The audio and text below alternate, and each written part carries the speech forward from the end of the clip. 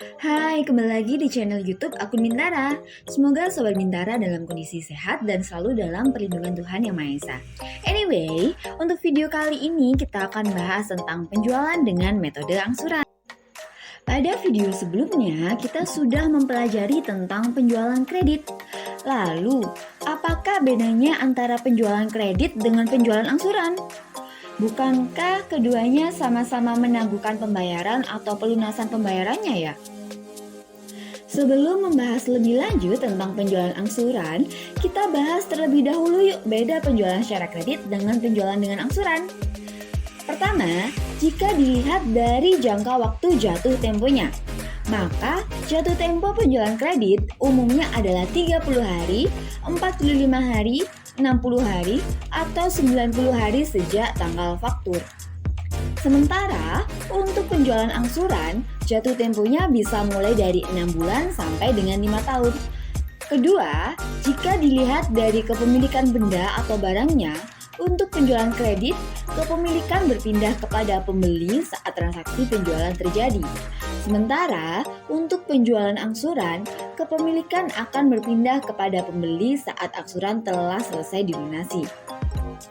Ketiga, jika dilihat dari resikonya, dalam penjualan angsuran, resiko tidak tertagihnya piutang akan lebih besar daripada penjualan kredit. Keempat dan yang terakhir, penjualan angsuran biasanya dibuat perjanjian antara pembeli dengan penjual sehingga penjual tidak dirugikan terlalu besar jika pemilikan kembali terhadap barang yang telah dijual secara angsuran. Untuk piutang yang timbul atas penjualan secara angsuran dinamakan installment sales receivable. Installment sales receivable termasuk dalam kelompok aset karena dia termasuk dalam piutang. Sehingga akun installment sales receivable memiliki saldo normal di sebelah debit. Namun untuk pengklasifikasian apakah dia masuk aset lancar atau non-lancar tergantung dengan jatuh temponya. Apabila installment sales receivable memiliki jatuh tempo dalam waktu 12 bulan, akan diklasifikasikan sebagai current asset. Sementara, jika jatuh temponya lebih dari 12 bulan, maka akan diklasifikasikan ke non-current asset.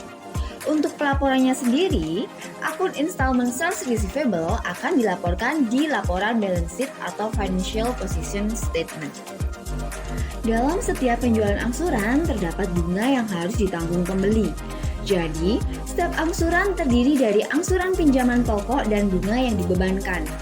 Bunga sendiri menurut Bambang Rianto adalah sejumlah uang yang dibayarkan sebagai kompensasi terhadap apa yang dapat diperoleh dari penggunaan uang tersebut. Selanjutnya, dalam penjualan secara angsuran sendiri, untuk perhitungan bunga dapat dilakukan dengan 3 cara, yaitu bunga dihitung dari pinjaman pokok, dihitung dari sisa pinjaman, dan dapat menggunakan sistem anuitas. Yuk kita bahas satu persatu perhitungan bunganya dengan masing-masing caranya. Perhitungan bunga yang pertama yaitu perhitungan bunga dari pinjaman pokok. Dalam metode ini, besarnya bunga dihitung dari pokok pinjaman sehingga besarnya bunga tetap di setiap periodenya. Sistem ini disebut juga sistem bunga tetap. Untuk lebih jelasnya, mari kita amati contoh berikut ini. Pada tanggal 1 Juni 2022, toko elektronik Bintara menjual sebuah LED TV 65 inch dengan nilai 64 juta rupiah. Sementara, untuk uraian pembayaran LED TV 65 inch tersebut adalah sebagai berikut. Yang pertama yaitu terdapat uang muka sebesar 10 juta rupiah. Yang kedua yaitu sisanya yang 54 juta rupiah dibayar angsuran sebanyak 6 kali setiap tanggal 1 di awal bulan. Angsuran pertama dimulai pada tanggal 1 Juli 2022. Yang ketiga yaitu bunga yang dibebankan sebesar 1% per bulan dan dihitung dari pokok pinjaman.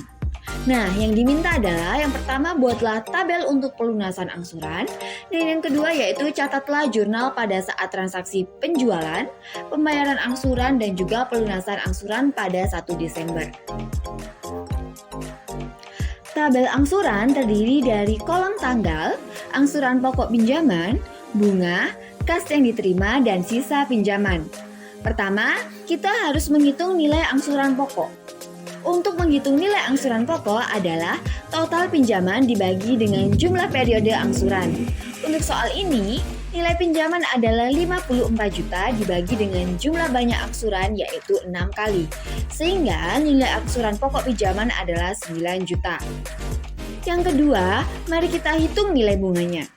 Karena kita menghitung dengan menggunakan metode bunga tetap, maka perhitungannya cukup dengan mengkalikan tarif suku bunga dengan nilai pokok pinjaman.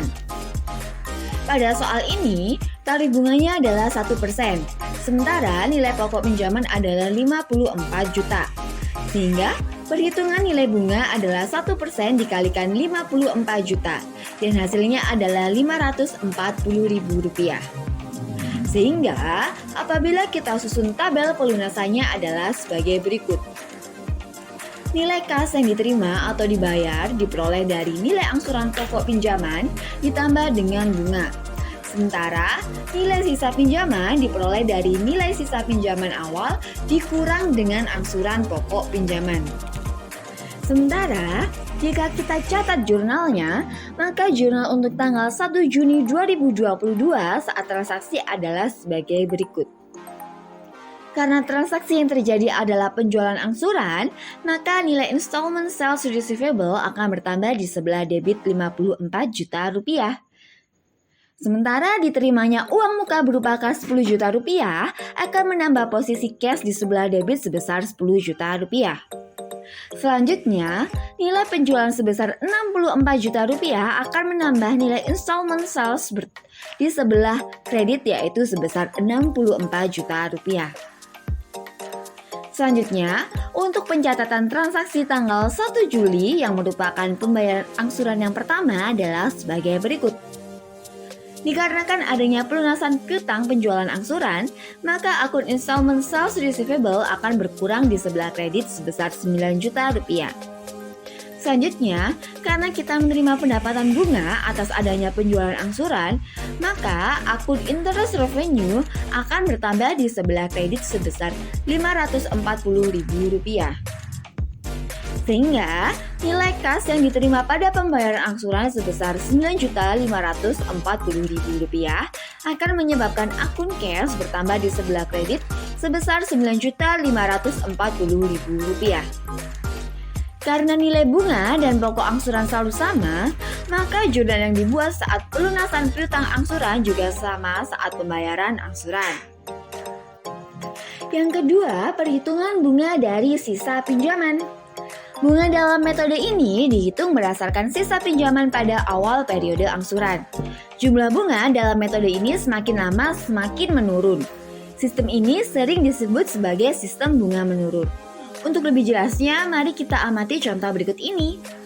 Pada tanggal 1 Juni 2022, toko elektronik Bintara menjual sebuah LED TV 65 inch dengan nilai Rp64 juta. Sementara, untuk uraian pembayaran LED TV 65 inch tersebut adalah sebagai berikut. Yang pertama, uang muka sebesar 10 juta. Yang kedua, sisanya 54 juta dibayar angsuran sebanyak 6 kali setiap tanggal 1 di awal bulan. Angsuran pertama dimulai pada tanggal 1 Juli 2022. Yang ketiga, bunga yang dibebankan sebesar 1% per bulan dan dihitung dari sisa pinjaman. Yang diminta di sini yaitu yang pertama, buatlah tabel untuk pelunasan angsuran, dan yang kedua, catatlah jurnal pada saat transaksi penjualan, pembayaran angsuran, dan pelunasan angsuran pada 1 Desember. Pertama, untuk menghitung nilai angsuran pokoknya sama dengan metode bunga tetap, yaitu dengan menghitung total pinjaman dibagi dengan jumlah periode angsuran, di mana nilai pinjaman adalah 54 juta dibagi dengan jumlah banyak angsuran yaitu 6 kali. Sehingga nilai angsuran pokok pinjaman adalah sebesar 9 juta rupiah. Yang kedua, mari kita hitung nilai bunganya. Karena kita menghitung dengan menggunakan metode bunga menurun, maka perhitungannya adalah dengan mengkalikan tarif suku bunga dengan nilai sisa pinjaman.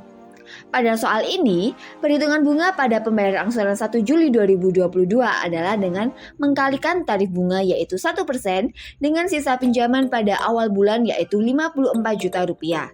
Sehingga nilai bunga yang diakui sebagai pendapatan bunga pada 1 Juli adalah sebesar Rp540.000.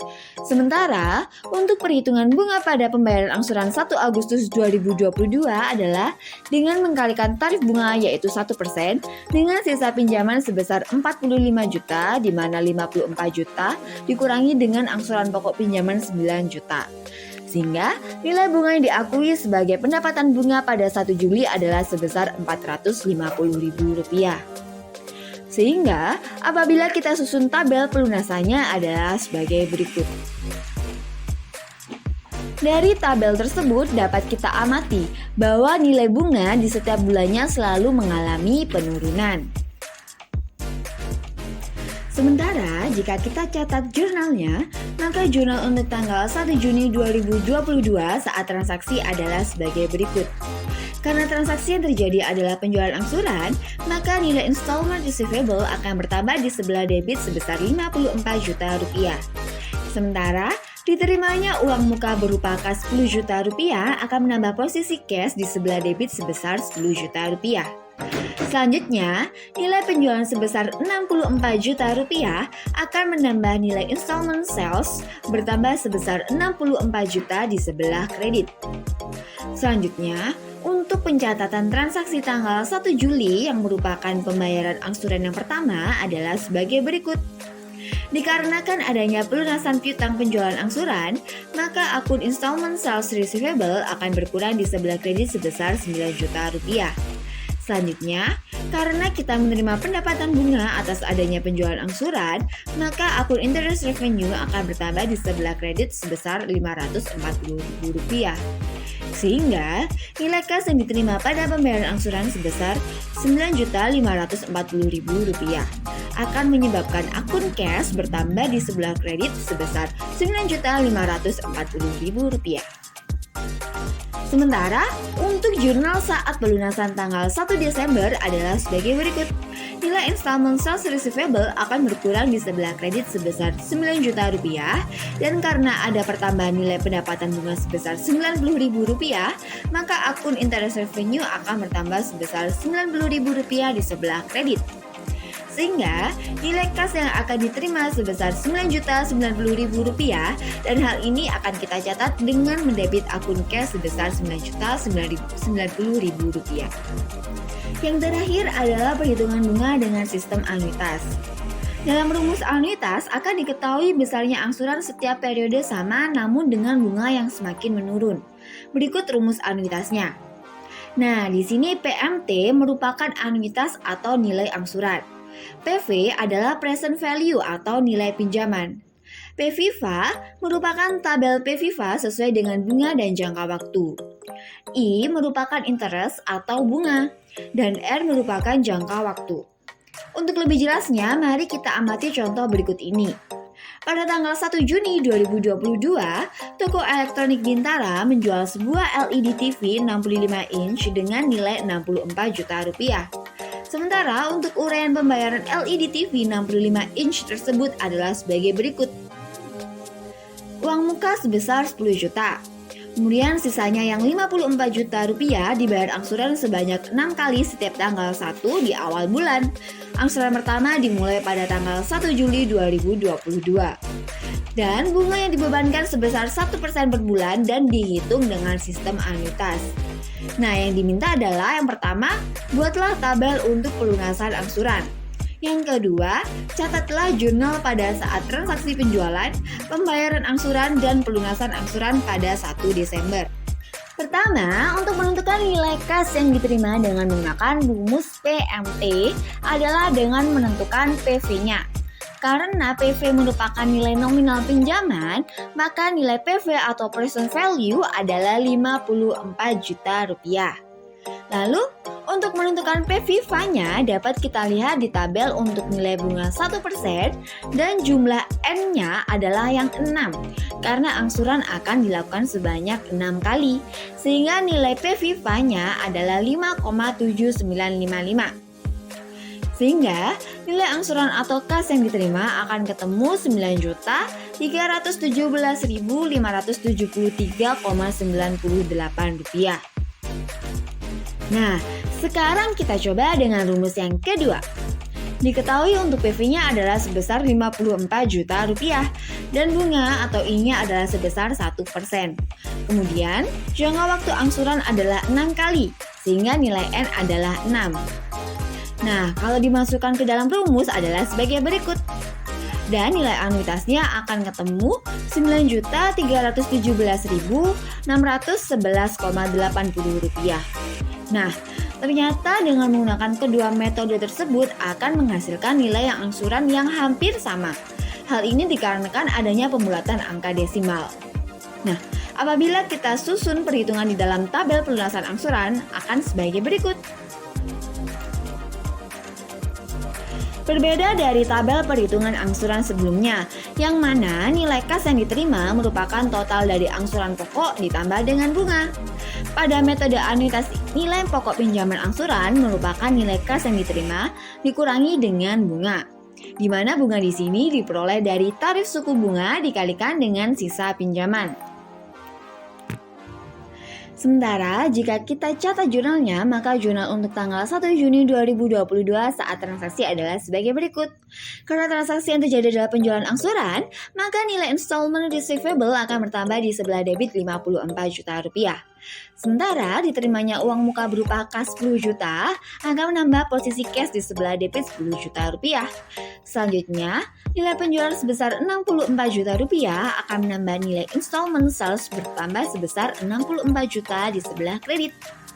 Selanjutnya, untuk pencatatan transaksi tanggal 1 Juli yang merupakan pembayaran angsuran yang pertama adalah sebagai berikut.